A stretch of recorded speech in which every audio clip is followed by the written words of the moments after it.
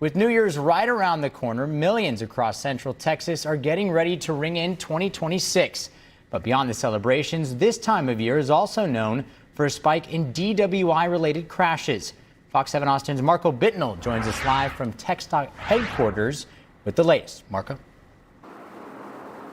Alec, for TxDOT and law enforcement across the region, the main goal of this holiday season is to make sure that everybody makes it home. And the best way to do that is by having a plan in place. This comes as investigations continue into a pair of fatal crashes where substance use may have played a big role.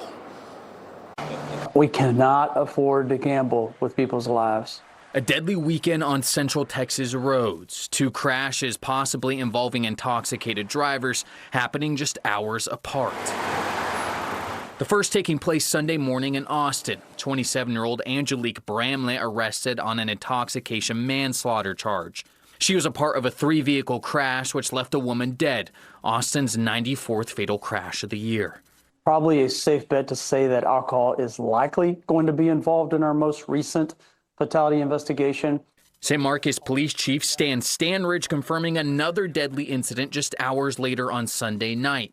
An SUV was driving into San Marcos when it struck a light pole. The passenger actually got out of that car and started walking along the highway. That passenger was then struck and killed by a passing truck. The driver of the SUV, 30-year-old Amy Blackwell, was arrested and charged with a DWI for the initial crash. Too many of us perceive that drunken driving is a victimless crime.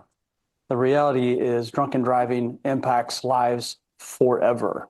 Data from TxDOT shows that this time of year can be a dangerous time on the roads. During the 2024 Texas holiday season, there were over 2,200 DWI alcohol-related crashes. That led to 96 deaths and over 200 serious injuries.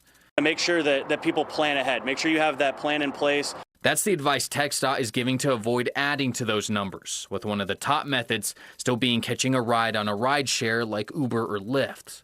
We promise, the sticker shock of what you may have to pay to get back home after having too much to drink. The cost of that will be less than the consequences. Or maybe think about taking Cat Metro up on its latest offer, where after 5 p.m. on New Year's Eve, most services will have free rides, with the rail service running until 2 a.m.